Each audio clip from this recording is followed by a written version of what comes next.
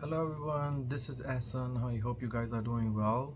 And today our guest is from the Star Wars that is going to be right next to this Tesla coil.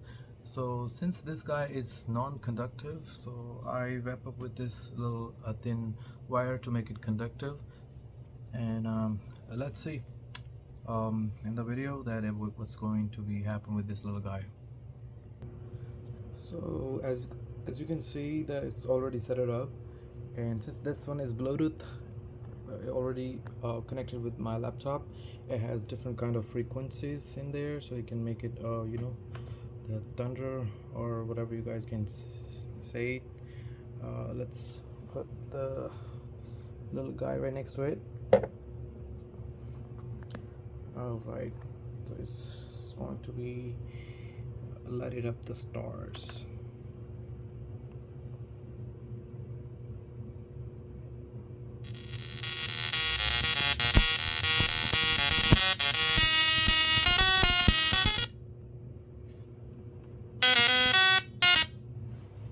Okay, I'm just gonna turn off the lights.